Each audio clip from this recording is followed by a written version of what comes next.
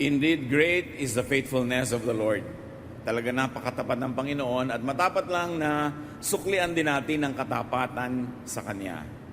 At isa sa mga pinakamahusay na pagsusukli ng katapatan sa Panginoon ay ang pagbabasa ng Biblia sa tama at angkop na paraan para kung ano ang intensyon ng Diyos na gamit ng Biblia ay siyang matupad sa ating buhay.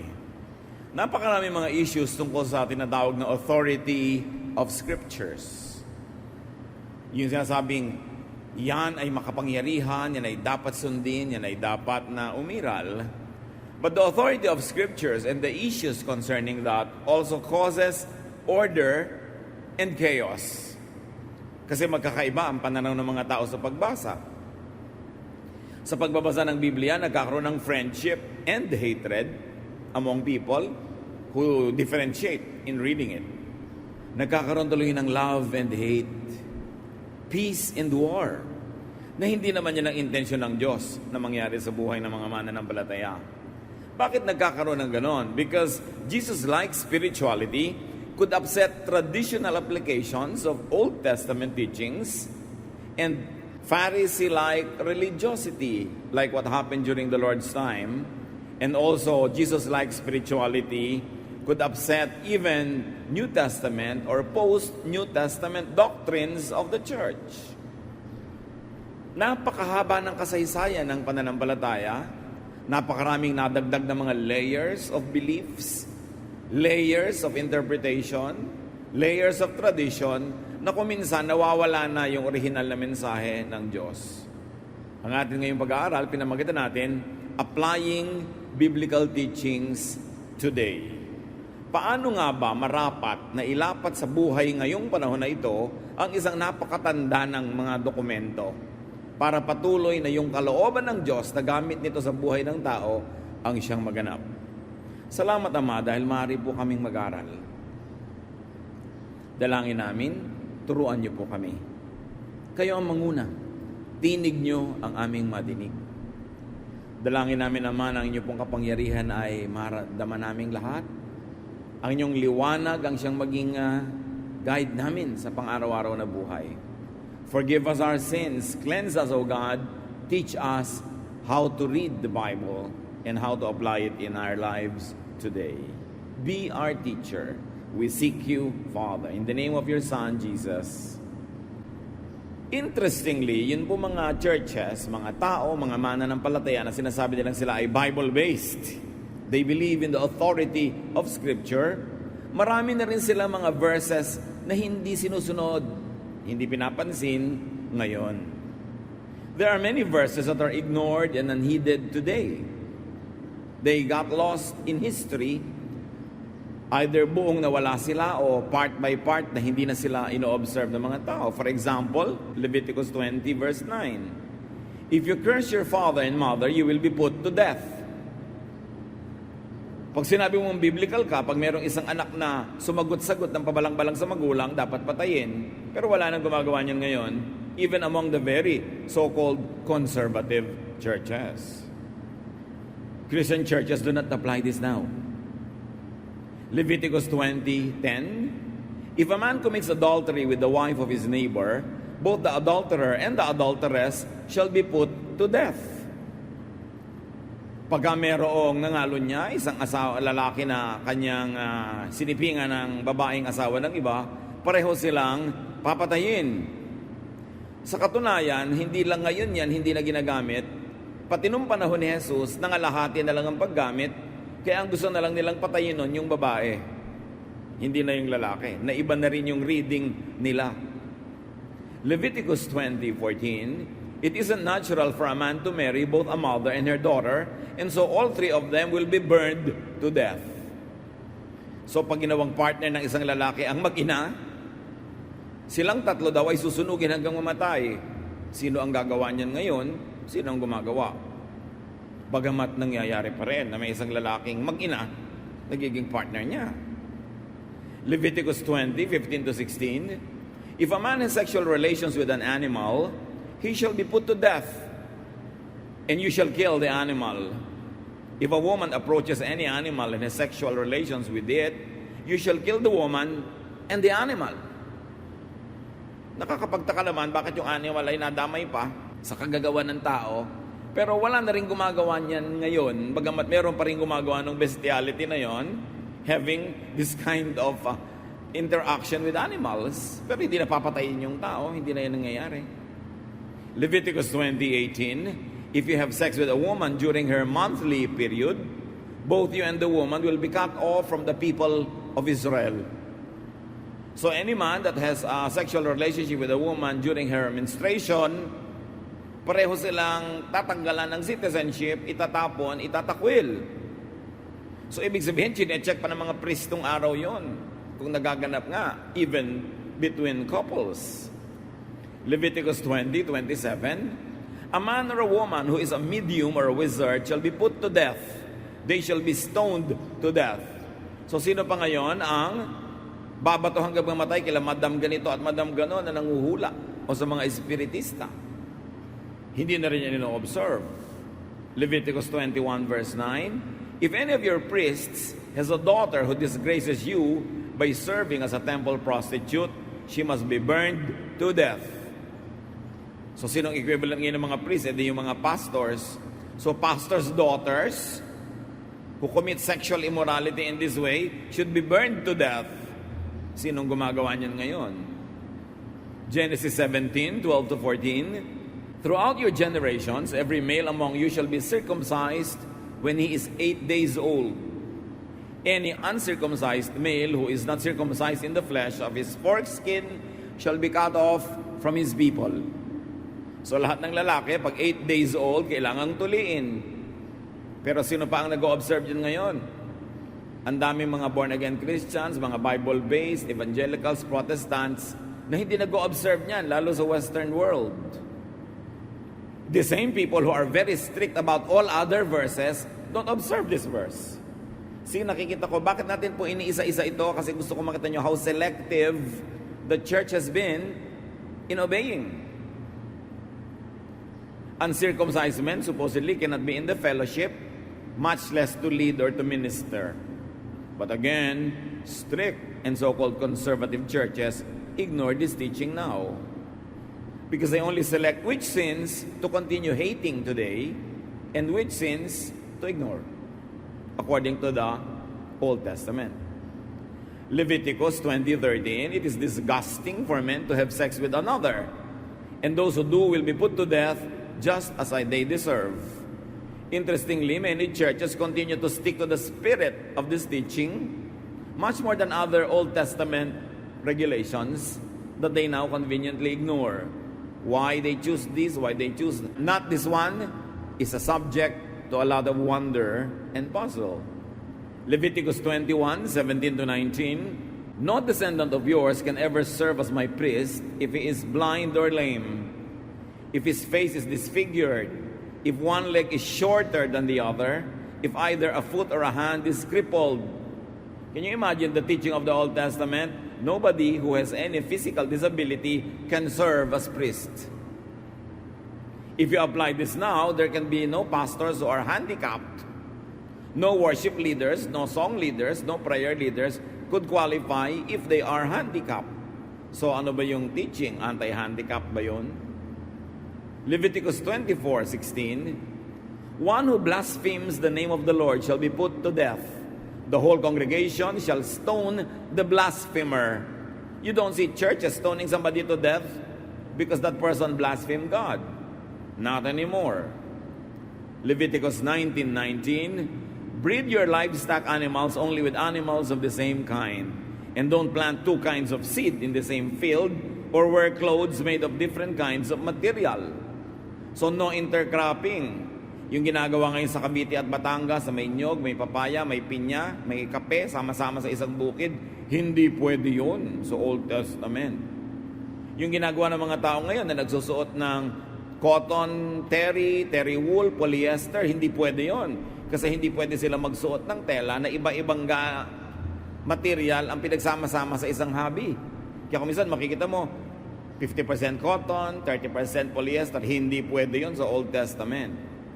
So, nakikita natin mga kapatid, ang daming mga bawal noon na parang hindi na bawal ngayon sa observation ng mga churches at sa pag-o-observe nila, Pero meron namang ibang churches, pinili nila yung iba, panatilihing bawal, at yung iba, hindi. Ano ang standard? Usually, yung standard ng mga leaders nila. So kung sila ay hindi nagpapatuli, so hindi nila masyadong ini-implement yun. So kung sila ay very conservative about a certain sexual practice, patuloy nilang i-quote yung verse na yun as bawal. Pero yung mga iba na same verses in the same book, ini-ignore na lang nila. Paano yun? Bakit ganon? At bakit natin pinag-aaralan? Kasi dapat nating makita, mga kapatid, that all the laws that are oppressive, that are unkind, were already revised by Jesus into His law and one commandment of love. Kung nag-worry kayo bigla na ang dami nyo palang hindi nasusunod, ang damit nyo pala ganito, halo-halo yung polyester at saka yung cotton, don't feel bad. The Lord has set us free from the law.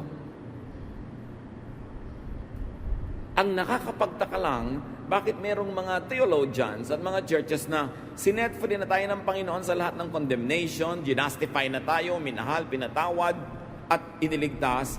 May mga tao na patuloy pa rin pumipili ng mga mangilan-ngilang verses sa Old Testament at pinipilit pa rin igiit ngayon. Samantalang meron naman silang hindi sinusunod din. Selective lang. At yun ang dapat maunawa ng mga Kristiyano ngayon. Sometimes, sasabihin ng iba, bakit po sa amin ang daming bawal, sa inyo hindi masyado? Depende kasi kung paano binabasa ng inyong mga theologians yung scripture. Meron silang mga paboritong Old Testament na bawal. Bawal kainin ito, bawal maggano ng mahabang buhok, bawal lang ganitong maiksing buhok, bawal lang ganitong teaching. Pero hindi naman lahat ng pinagbabawal in the same book, sinusunod din nila. Selective. Kaya dapat ngayon, ang tao, sapagkat ang Biblia ay nasa kamay na ng lahat, hindi lang isang kopya na hawak lang ng isang priest, dapat lahat nagbabasa, lahat nag-aaral, at lahat nagpapasya kung saan siya tatayo. Kanya-kanyang pananagutan sa Diyos. Kaya meron mga teaching na lalo kang ikukulong nung hindi ka pa nag-church sa ganong kongregasyon, ang dami-dami mong laya sa buhay. Nung naging member ka, deregulate lahat ang ginagawa mo sa buhay, pinakialaman pati kung magbo-boyfriend ka or not, pati kung anong isusuot mo, etc. etc. Meron naman na hindi ganon, kawawa ka naman kung napalagay ka doon sa kongregasyon na hindi bagay sa iyong nature, sa iyong lifestyle na hindi naman binabawal ni Jesus. Napaka-importanting maunawa how to treat the Bible. Galit na galit ang mga Bible Christians sa idolatry. Ang hindi napapansin ng marami, ang mga Bible Christians merong bagong idol, may bagong poon-poonan at Diyos-Diyosan. At ano yon? Verses. And mostly verses na pinawalang bisa na ni Jesus. Or verses na inayos ni Jesus ang pagbabasa at interpretation in a way that is friendly, kind, loving, nurturing. Kung pwede lang i-prosesyon ang mga verses, ilawan, yukuan, ginagawa ng marami yun ngayon. Ginagamit na pang-away sa mga tao, ginagamit na sandata laban sa mga hindi katulad ng paniniwala, ginagamit na pang-justify sa sarili, pang-condemn sa iba. The new idol of Christians now are verses that are misused. Kaya may idolatry pa rin. Let's talk about applying verses today. So ang tanong, how do we read and apply the Bible? Unang-una, observe. Know the context. Know the background. Bakit sinabi ito? Bakit inutos yun? Ano ang mga immediate needs? Ano ang kanilang realities? Ano ang mga urgent needs nila nung panahon na yon? Know the historical setting. Halimbawa, nagtataka iba, bakit po utos dito sa ganitong verse sa Old Testament? Kill everybody. Paano? Kita mo naman yung setting, giyera. Siyempre, iba naman ang rules of engagement pag giyera. Bakit po pati children? Kasi paglaki nun, maghihiganti. Hindi naman tatapos ang giyera. Pero kung hindi ba giyera, i-apply mo yon? Yun ang tanong. Ang masama, pag kumuha ka ng isang verse mula nung 3,000 years ago, i-apply mo sa buhay mo ngayon, magkaiba naman kayo ng kondisyon, hindi applicable. Kaya kailangan informed ang pagbabasa. Hindi basta God said it, I believe it, that settles it. You've got to think about it. You've got to look at the context, know the legal setting. Halimbawa, bakit ang daming prohibition sa babae sa sexual activity at hindi masyado sa lalaki? Bakit puro pagbabawal sa babae na sumama sa ibang lalaki? Pero yung lalaki, marami pang ang asawa. Bakit? Kasi nung Old Testament times, mga kapatid, ang babae ay hindi tao, ang babae ay property. Kaya wala siyang pangalan, hindi siya binabanggit sa history. 10 women came, walang pangalan yan. Because women were treated as property. So from the property of your father, you become the property of your husband. Na ipinapakita pa ngayon kami sa mga kasalan, ihahatid ni tatay si anak, tas aabutin naman ni asawang husband na papakasalan. From one man to another, lumilipat yung babae under authority. Old Testament doctrine. Na pinalaya ni Jesus sa mga babae sa ganyan. Kaya sabi ni Martha, yung po bang kapatid kong si Mary, hahayaan yung kasama ng mga lalaki, kaumpukan nyo dyan, bakit hindi siya ipupuntahin sa kusina where we women belong? At sabi naman ngayon bigla ni Jesus, well, she has chosen the better portion, it will not be taken away from her. Ibig sabihin, pinapalaya ni Lord yung mga babae sa ganyan. Kaya nga mula sa Galilee to Jerusalem, kasama niya sangkaterabang babae. Anong ginawa ng mga babae yon? They actually left their domestic concerns to do the ministry. And yet, pagkatapos ni Jesus, ang mga disciples, ang mga writers of the New Testament, renewed the tradition of women being under the authority of men. Kaya ngayon, malilito ka, kanino ba ako susunod? Sa sinasabi ni Jesus that women are free? O sa sinasabi ni disciple na ganito na dapat under the authority of men ang women? Kaya nalilito ang maraming Christians. At kaya natin pinag-uusapan ngayon. Dapat pa bang i-memorize yan that Jesus and His name is the name above all names? That all authority on heaven and earth were given to Him. Therefore, the teachings of Jesus should supersede all teachings of the Old and the New Testaments that are inconsistent with His doctrine of love and freedom. Mabalik tayo sa mga babae na property. Hindi nyo ba napansin yung 10th commandment, Exodus 20:17? You shall not covet your neighbor's house, property. You shall not covet your neighbor's wife, or male or female slave, or ox, or donkey, or anything that belongs to your neighbor. Napansin nyo ba na yung wife, katumpok ng ox, ng donkey, ng mga buriko, ng mga kabayo, baka, katumpok siya ng mga kasangkapan, bahay at lote, kasi nga property sila nun. At kaya galit na galit yung Old Testament sa babaeng may asawang nakikipag-sex sa iba kasi what is violated is not anything that is moral but illegal because she is the property of her husband and therefore must not be used by another man. Legally, yun yung crime. Ito ngayon ang tanong na dapat pag-usapan. Ngayong hindi na itinatrato ang babae na property ng man, paano na yon? You see? That's why it is important to study Scripture. Hindi basta kukuha ka ng verse, sabi ng ganitong verse, ganong chapter, ganito, tapos aalipinin ka ng verse na yun for your life, mali naman pala yung gamit. So this is about men's properties. Kung naiba na yung context na yon, i-apply mo pa yung verse na yun the same way? Yun ang tanong. So if you really would like to apply Bible in your life, you should understand the cultural setting. Bakit ganun sinabi? The values, traditions, and the trends during the time when the verse was written, or more importantly, during the time when the verse was implemented.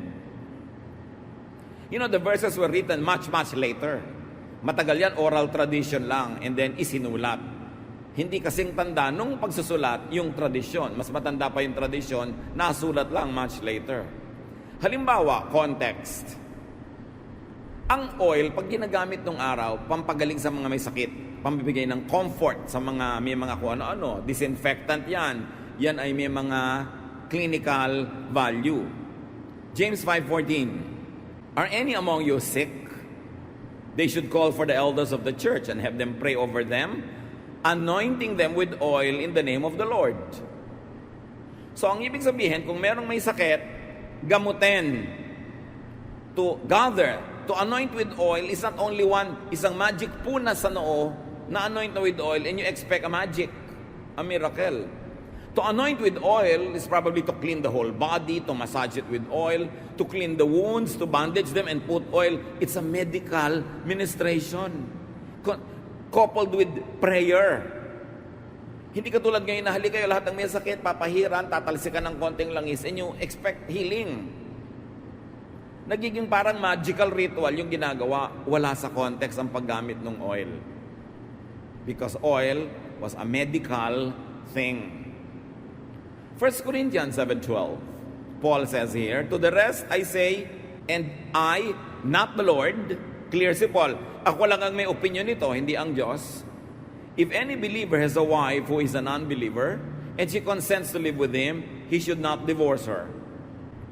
Nilinaw mismo ni Pablo, ako lang ang may ideya nito ha, hindi ito galing sa Diyos. So it's a personal opinion. It should be read only as a personal advice of Paul and not as an authoritative doctrine to apply to all people at all times, which many people do now. Sabi ni Paul ganito. But Paul very often says, I, not the Lord, says this. Ibig sabihin, optional. Kung tatanungin niyo ko, ganito ang stand ko dyan, pero stand ko lang yan. Ang mahirap lang hindi lahat ng sinabi niya o sinabi ni Pablo, sinabi ni James, nilagyan nila ng label na opinion ko lang to. Ito ang tingin ko dyan. Ang nangyayari ngayon, pag nakita ngayon sa Bible ng mga tao yung mga sinabi na yon, jujusin na nila yung verse. Magdusa ka, magdusa ako, magdusa tayong lahat pero sundin natin. Yun ba ang intensyon ng Diyos doon?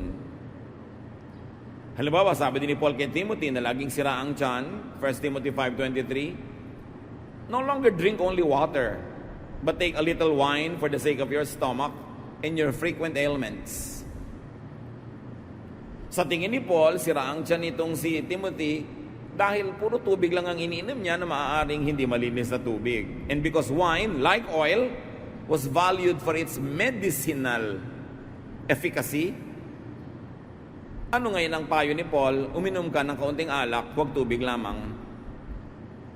Kung ang nanay mo may sakit ang tiyan, makahanap po tayo ng verse, tapos bubuksan mo yung Bible, tapos kung saan tumigil, ituturo mo. Tumigil sa 1 Timothy 5:23. Ay, inay, ang sabi po ng Diyos, uminom kayo ng alak. The word of God. God said it. Tapos inom ka ng inom, hindi gumagaling, nagtataka ka, wrong use. Kaya yun sasabi ko, huwag niyong gawing poon yung verses. Huwag niyong siyang tatanggalin sa kanyang buong konteksto kasi malamang mamimisguide ka. You cannot and should not apply this verse to all cases of stomach sicknesses. Case to case. Hindi sasabihin, wag, the word of God said it. Tapos papatayin mo na lahat ang hindi sasangayon sa'yo. Interpret through context. Ano yung kabuuan? Ano yung mga nakapaligid na katotohanan? Ano yung pangangailangan ng panahon? All that were said, done, and taught in the Jewish scriptures had their unique context. May background, legal, religious, and traditional foundations. And admittedly, some of their beliefs were scientifically right and some were not scientifically right. So alam natin na, mga tao yung nagsulat. So pagka sinabi na nagsulat and the sun set, alam naman natin hindi nagseset yung sun, di ba? Pero sa tingin nila nagsiset. Pero alam na natin ngayon, the sun does not set, or earth rotates. Pero ang ibig sabihin nila is, it seemed like it is setting. You must never forget that the priests and the scribes were not all-knowing. Only God is omniscient. The priests and the scribes were usually informed only by the reach and scope of the knowledge of their time. Dapat i-consider yon when we are reading them. Dapat din nating tingnan kung yung mga reasons why they were doing things. Bakit ang mga Israelites sobrang ethnocentric? Kill everybody, kill the Jebusites, kill the Perizzites, kill the Jebusites. Anong reason? National interest.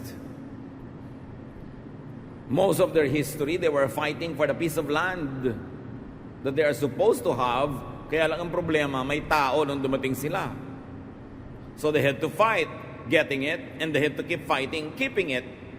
May mga reason yung mga ganon. Hindi mo pwedeng i-apply ngayon yung mga verses sa kill all your neighbors pag nasa Nueva Ecija ka. Hindi mo pwedeng gamitin yung kahit nasa Mindanao ka. Kill all the others, iba yung religion. Hindi pwede. Kasi hindi naman context mo ngayon yung original context kung kailan ibinigay yung utos. You've got to also look at the desired effects of the verses when they were practiced or written. And mostly, in the Old Testament, it is national security. Foremost yan sa mga priests. Do not forget that the Israelites never had kings until Saul. Ang tagal nun, sino ang namumuno sa Israel? Mga priests. There was no separation of church and state. Therefore, all the regulations of religion also became the regulations of government. Kaya yung ipinagbabawal ng priest noon, pagkat siniway mo, patayin siya because the priest also had judicial powers. Ngayon, may separation of church and state. Hindi na pwedeng pumatay ang simbahan ngayon, anumang simbahan, ng mga lumalabag sa kanyang kautusan because the church has no judicial powers over the citizens of any republic or a country. Kaya hindi na nag-e-effect yung mga ganon. And it is very dangerous when religious people have religious police. It is very dangerous when religion has its own army. Kasi mawawala ng tolerance, papatayin ang lahat ng hindi kapaniwala. Tulad ng ginagawa ng Old Testament na pinawalang bisa ni Jesus. Sabi niya, when your enemy forces you to walk 1 mile, walk 2 miles. When your enemy strikes you, offer the other cheek. Hindi na violent ang reaction ng mga people of God to opposing forces, but kindness na and love. But one of the desired effects of the policies of Israel na magkasama yung church and state is racial purity. Gusto nila lagi silang hiwalay sa mga neighbors. Genetic engineering, hindi pwedeng makipag-asawa sa ibang lahi. Pero ngayon, kahit naman mga ubod ng higpit ng mga Bible-based Christians, nag-aasawa na rin ng ibang lahi. Hindi na rin nila ino-observe yon. Kasi in genetic engineering was the obsession of the ancient Israelites. Racial purity. At isa pa sa mga ginagawa nun, siyempre, ng temple is social control. Ang Israel ay nabuhay sa very insecure neighborhood. Kalaban lahat ang katabi. Hindi sila magsusurvive pag hindi sobrang disiplina. Kailangan ng social control. And it was the number one obsession of the priests as well. That's why they regulated everything. Nung araw, hindi ka pwedeng umupo sa inupuan ng isang babaeng nagme-menstruate. Sabi niya, anybody who sits where a menstruating woman sits is unclean for 1 whole day. Pag inobserve niyo yun ngayon, hindi kayo pwedeng umupo sa bus, sa taxi, sa mga reception halls ng mga building, saan man, kasi baka kanina may umupo dong babaeng nireregla. Di unclean ka. Bakit yun hindi na ino-observe? Pero may pinipili pa rin i-observe nakatabi nun. So selective na lang. Kaya tatanungin mo na lang ang sarili mo, bakit pinanggigigilan ko against this verse? Pero itong verse na to gusto ko. Aminin mo na lang na kasi yun ang personality mo. Huwag mo sasabihin because it is God's will. Either everything or nothing. Hindi selective. Outside of and without their original contexts, verses and teachings may not just be applied to all people, at all times, in all places. Kaya nagtataka yung iba, bakit po sa church namin hindi allowed magsalita ang mga babae? Bakit po sa church namin hindi allowed maging leader ang babae o hindi allowed mag-preach? Kasi may verse silang pinanghahawakan. Sino may sabi ng verse? Dapat mong itanong sa sarili mo. At pagkatapos dapat mong itanong, ano ang sabi ni Jesus tungkol sa ideya na yan, tungkol sa ideya ng mga babae? Bakit ang dami niyang symbolic acts affirming women? So study your context. Know that what cannot and should not be imposed on you in your time and place. Merong hindi na angkop talaga. na iba na ang panahon. Kaya huwag mo sasabihin, this is the unchanging Word of God. Because even during the history of Israel and in the history of the Bible, the applications of some Old Testament teachings were not even observed during the time of Jesus. Kasi ang mga tao nag-a-adjust. Ngayon, pag ginawa mong poon yung verse na ang tagal nang ginawa, kasi hindi na angkop sa'yo ngayon, ano mangyayari? Ma-oppress ka. Kaya kailangan ng masusing pag-aaral. Siyempre, hindi ka naman agad-agad bigla na lang magde-declare ng freedom from any and all verses. Kailangan merong scholarly base ang iyong desisyon. But very importantly, examine the soundness of reading, the interpretation, and the application. Self-serving ba? Selfish ba? Cruel ba? Unkind ba? Anti-Jesus ba? Dapat mo itanong yun. Hosea 4:6, my people are destroyed for lack of knowledge. Kawawa yung mga tao na sasali sa isang relihiyon, tas ikakadena, itatali, ikukulong ng takot na verses na mali ang basa o hindi na appropriate sa konteksto. Imbes lumaya, nakulong. Imbes sumaya, na-repress, na-suppress. Imbes ma-develop, umatras. Kawawa. Hindi ganun ang kalooban ng Panginoon.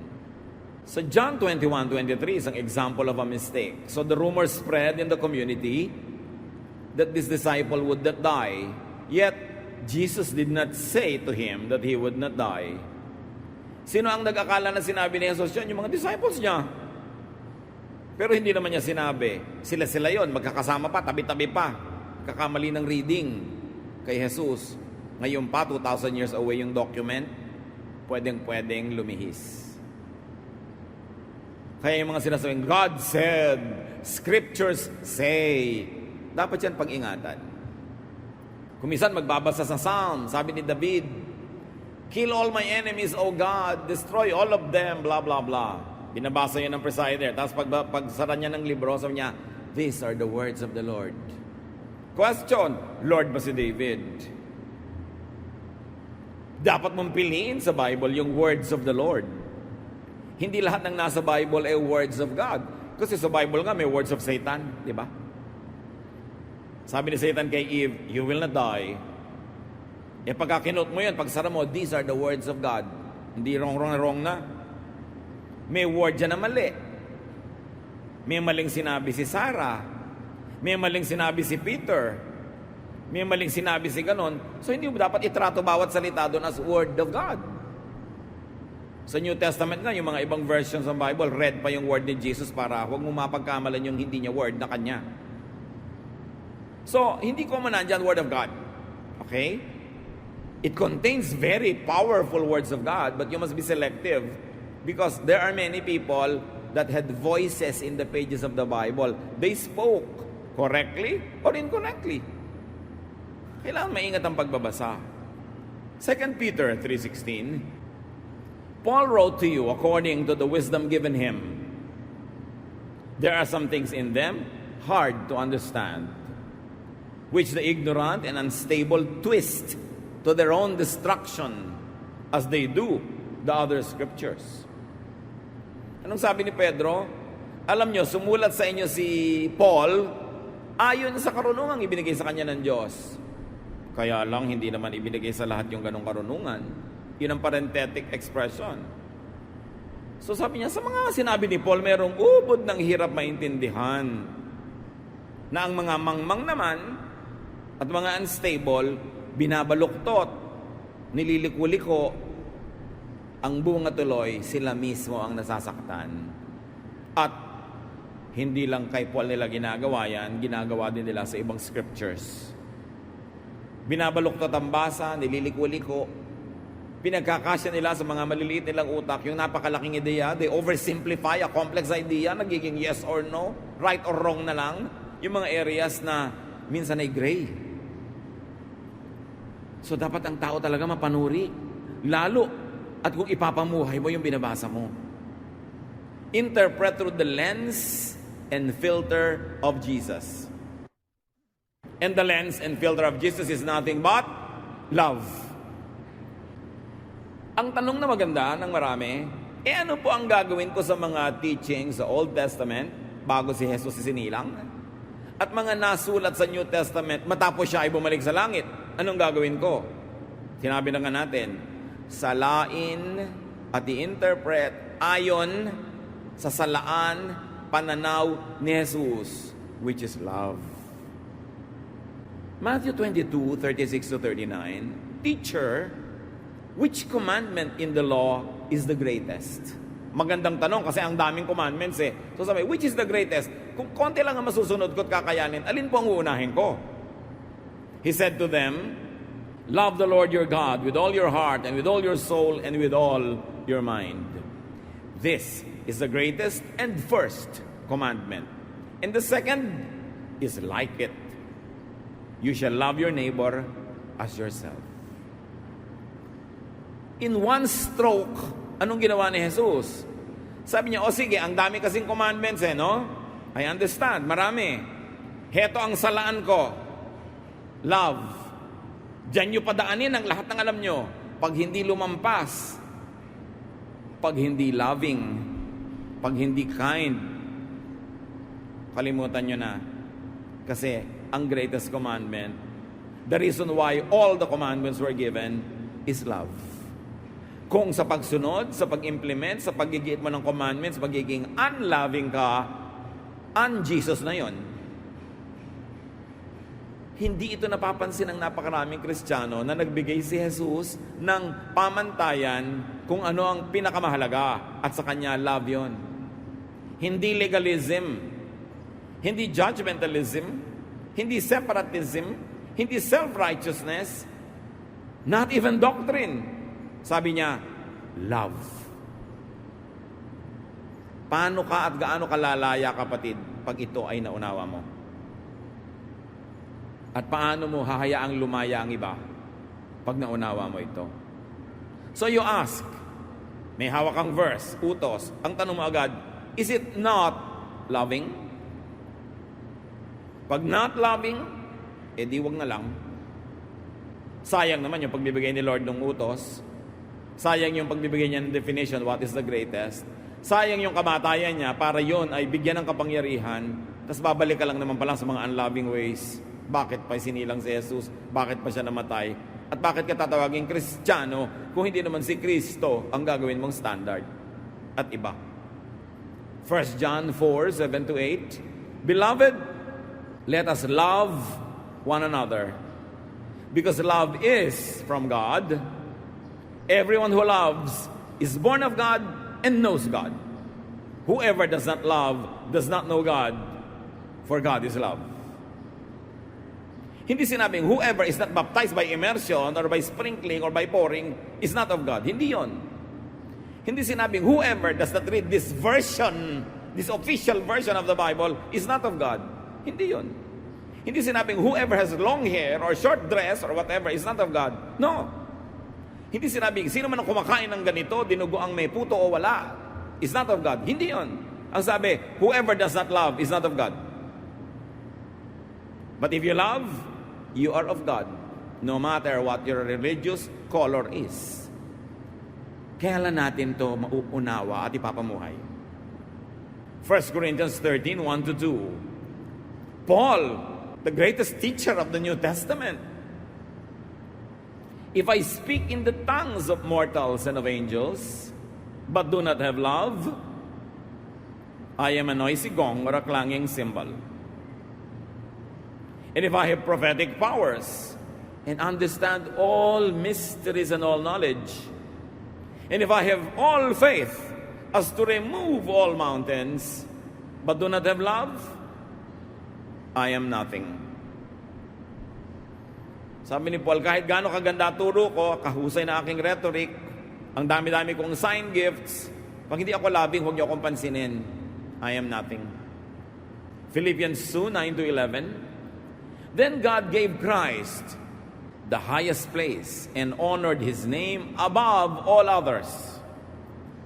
So at the name of Jesus, everyone will bow down. Those in heaven, on earth, and under the earth. And to the glory of God the Father, everyone will openly agree Jesus Christ is Lord. Who is Lord, church? Ang hina naman, siya, walang iba. Ano ang commandment niya? Love. Huwag niyo kakalimutan yan. Bakit hindi niyo dapat kalimutan? Kasi maraming lilito sa inyo. Huwag ka kay Jesus Christ makinig. Makinig ka kay ganitong prophet. Makinig ka kay ganitong disciple. Oh, sabi ng verse. Huwag ka sa love makinig. Makinig ka sa discipline. Makinig ka sa doctrine. Makinig ka sa distinctives. Kanino dapat makinig? Jesus Christ. Because His name is above every name. And His only one commandment is love. Mahirap ba yung maintindihan? Leave unloving traditions to history, to the museum, as Jesus very clearly and powerfully did. Huwag magpaalipin sa mga kaugaliang unloving. Huwag mang-alipin ng mga kapatiran with unloving ways. Relax. Enjoy the journey with the Lord. He did all the work. We are here standing by the grace of the Father through Jesus Christ, His Son. So bago ka mag-implement ng anumang verse, you ask, is it loving? Oo nga, may verse, but is it loving? Sabi ng verse, batuhin ito hanggang mamatay, but is it loving? Nakita niyo yung babaeng nahuli sa akto ng pangangalo niya? Gusto ng mga tao batuhin hanggang mamatay? Ipinabato ba ni Jesus? No! Dahil ang pinapairal na niya is the law of love. Charge that sin to me. I pay for it. It is paid for. Nobody should stone this woman to death. Love above the law. So bago kayo mag-meeting para litisin ang isang tao na sa tingin nyo makasalanan, you say, is it loving to do that? Is it loving to embarrass people? Is it loving to stone even sinners? Kaya ang sabi ni Lord, sige, ang walang kasalanan, maunang bumato. Wala namang naglakas loob kasi lahat naman makasalanan. So kung lahat may kasalanan, bakit ang lakas ng loob mong usigin yung kasalanan ng iba? Pwedeng iba lang ang hugis, korte ng kasalanan niya sa kasalanan mo, pero meron ka rin. Sa kahuhugot ng kapal para mangusig ng iba. Yun ang mensahe ni Jesus. Meron kang gustong gawin sa kapwa mo Kristiyano nagkakamali, but would you want it for people you love? Pulpituhin natin sa ganitong sister kasi makasalanan. Kung naging anak mo yon, gusto ba mangyari sa kanya yon? Would you want it for yourself?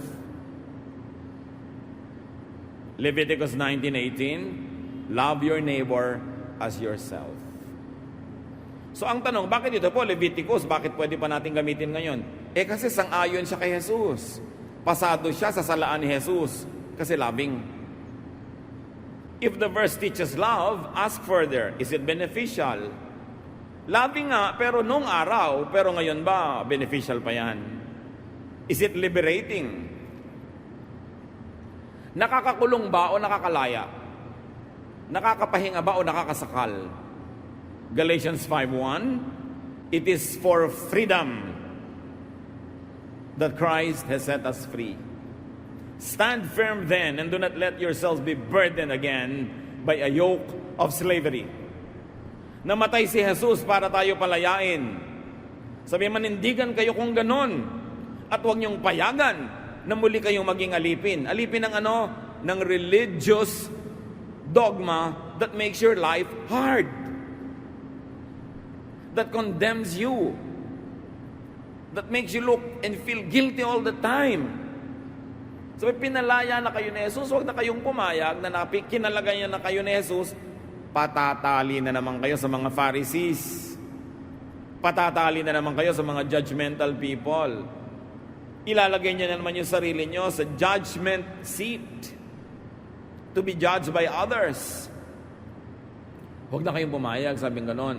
Huwag niyong sayangin ang sakripisyo ni Jesus para kayo palayain. Hindi palayain na gumawa ng mali, Palayain sa mga nanguusig. Palayain sa mga judgmental people. Palayain sa walang katapusang guilt. Because Christ paid for our sins na committed being committed, and will be committed. Because Jesus is Lord yesterday, today, and tomorrow. Kung mababasa nyo lang, lahat ng tanong halos sa mga tao sa akin sa Facebook, kawawa ang mga tao kasi oppressed na oppressed na oppressed.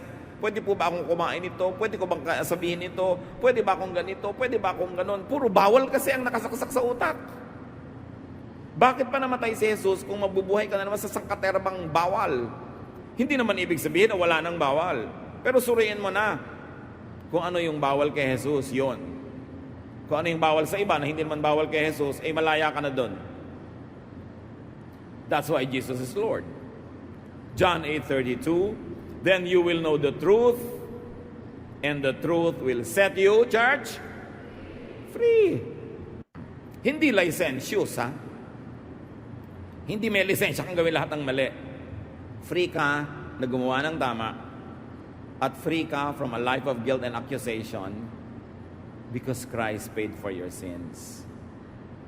Sasabihin nyo ba, di po yung iba abuso? I don't think so. Sa laki na lang ng pagmamahal mo kay Jesus at pagtanaw ng utang na loob, magpapakatino ka. Pero hindi ka nagpapakatino dahil sa sasabihin ni Manang ganon o ni Manong ganon. Hindi ka nagpapakatino sa tingin ng iba para huwag ka lang mausig dahil takot ka mabisto. No. Ginagawa mo yung best mo dahil yun ay ikaliligaya ni Jesus. Pero alam mo na lahat ng hindi mo maabot dahil may pagkukulang ka, kung minsan ay mahina ka, lahat yon inabot ni Jesus, binayaran, pinatawad, inilibing sa lalim ng dagat at minamahal ka hanggang ngayon. Huwag mong kakalimutan yon. Don't live in guilt. Guilt is hell. People who live in guilt live in hell, and that hell is in their hearts. And Jesus sets us free from hell, not only from the fires of hell in the future, but from the hell-like heart of people who are forever being made guilty by the religious establishment. Hindi dapat pampagilty ang ginagawa natin sa tao. Pinapalaya natin dapat sila sa guilt. Kasi yun ang regalo ni Jesus. Hindi pag nakakita ka ng isang Kristiyanong biglang naninigarilyo, hindi natin gusto yon. Sasabihin mo agad, ganyan ba? Ganyan ba Kristiyano? Pagilty ka agad. Trabaho ni Satan yan. Alam niyo ba, Satan is the accuser? To accuse anyone is the work of the devil, not of Jesus. Pag may nagkamali, ganyan ba Kristiyano? Ganoon agad. Bakit akala mo pag Kristiyano, perfect? Perfect ang legal status because Jesus paid for our sins. But in actual life, hindi ka naman talaga perfect at huwag nating linlangin ang mga sarili natin. Nobody is perfect. Yung nagpe-perfect andyan, hypocrite lang yon. Walang ganon. The Bible says, no one is righteous, not even one. And the Bible is clear, all have sinned and fall short of the glory of God. Kaya sabi ni Jesus, sino man ang walang kasalanan, bumato na. Kaya lang tayo huling ng bato ng isang taong iniisip natin makasalanan. Hindi yan gawa, yan ang hindi gawa ng Kristiyano. Kaya pagka meron kang ginawang mali, sabi agad ni Manang, ganyan ba Christian? Sagot pa rin, bakit ang ginagawa nyo? Ganyan ba Christian? Nanguusig kayo? Pareho lang tayo, Manang. Magbatuhan na tayo, simulan na natin. O kung ayaw makipagbatuhan, huwag kayong mambato. Nabubuhay lang tayo sa awa ni Jesus. Walang pwede magyabang. Awang-awa si Jesus sa mga religious people of His time. Not the leaders, but the followers. Hirap na hirap sila.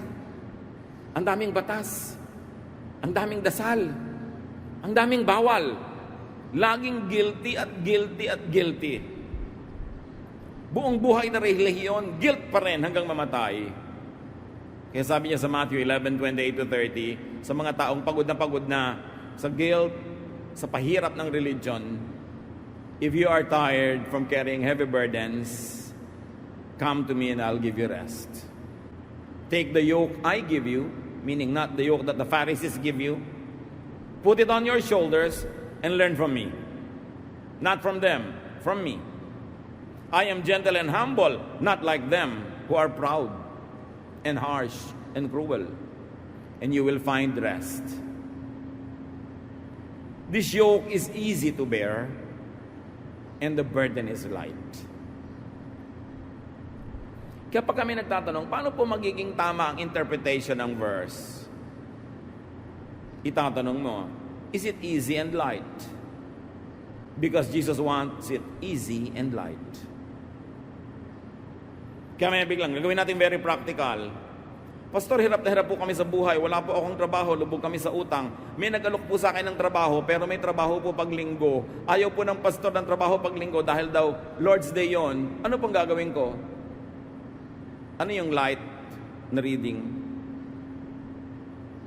E di tanggapin mo yung trabaho, anak. Umattend ka na lang sa Wednesday service. Hindi lang Sunday ang Lord's Day. Every day. This is what I mean interpreted when it is easy and light. I could be legalistic and say, the Lord says respect the Sabbath. Do not work. Just be in the church the whole day. Pero si Lord nga nagpa-work ng Sabbath para lumaya ang tao. At sabi niya, Sabbath was made for man, not man for the Sabbath. It was made for the good of man, so that man would be mandated to rest. But if the man does not choose to rest, that's his choice. So may mga oppressive readings. Namamatay na sa gutom, ayaw pa pagtrabahuhin pag linggo. Nag-church na nung umaga, pero pauli sa gabi, required pa rin. At required din yung midweek. Ang dami-daming requirement. Ang tanong, after 40 years of practice, mas banal ka ba talaga doon sa isang taong nasa labas ng church na hindi nag-church kahit kailan? Yun ang tanong. Mas bumuti ka ba talaga? Mas bumait ka? Siyempre, mabuti naman talagang attend para marami kang feeding. Pero hindi naman dapat gawing obligasyon. Dapat pleasure. It's your pleasure to worship the Lord with the brothers and the sisters. Hindi dahil chinecheck yung attendance. Malalagay sa bulletin board ang pangalan mo pag absent ka. Pressure na yon. Hindi na yon easy and light. So you ask, is it restful? Yung reading ko ba, restful? If not, freeze the verse. If yes, apply it. Kasi dumaan sa salaan ni Jesus at pasado. How do you read the Bible? Apply it after you've understood it. But remember, Jesus is the standard. Jesus is the new covenant and agreement. Jesus is the measure of all things.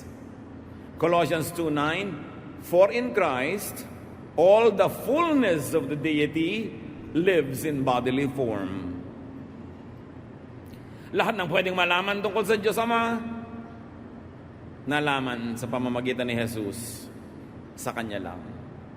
Colossians 1:15, He is the image of the invisible God, the firstborn over all creation. Yung Diyos na hindi nakikita, nakita kay Jesus. Siya ang tingnan. 2 Corinthians 4:4, the God of this age has blinded the minds of unbelievers so that they cannot see the light of the gospel of the glory of Christ, who is the image of God. Binubulag daw ng Diyos-Diyosan ng mundong ito ang mga tao para hindi nila makita yung tunay na katuruan ni Jesus. Laging ang reading natin, the God of this world is Satan. Pwede ding religious systems that are not faithful to Jesus, pwede rin matawag yun na God of this world. Kasi kung merong number one pambulag ng mga tao, erroneous religious belief. Yan ang malakas makabulag. Yan ang nagpapalakas ang loob na maging kriminal ang mga tao, pumatay sa ngalan ng Diyos. Matthew 3:17, and the voice from heaven said, This is my Son, whom I love.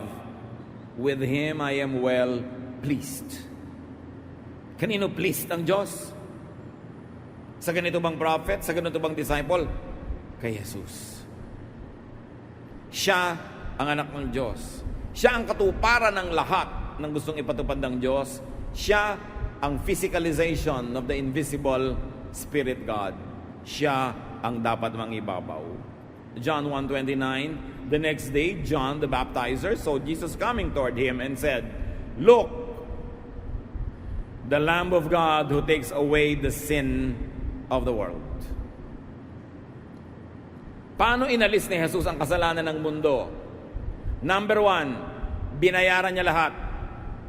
At number 2, pinawalang bisa niya ang kutakot-takot na batas na nagde-declare na makasalanan tayo.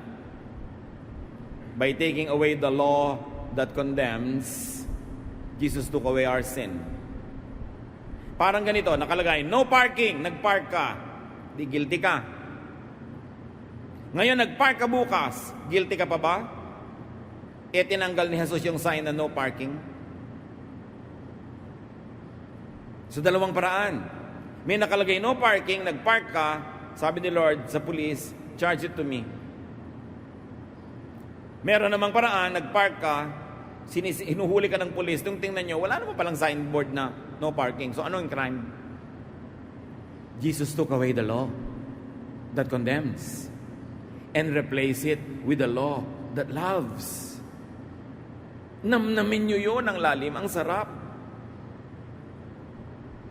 Pinalaya niya tayo sa panguusig ng law.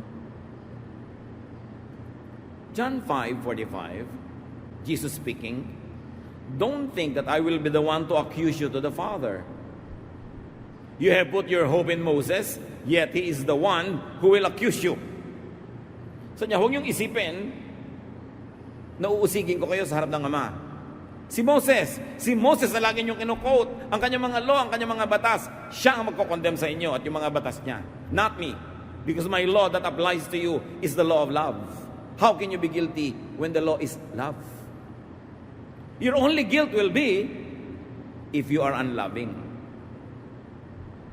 Pero yung tagtad ng mga listahan ng mga utos ni Moses at mga kautosan ng relihiyon, magigilty ka talaga pag yun ang dinala mo sa Panginoon.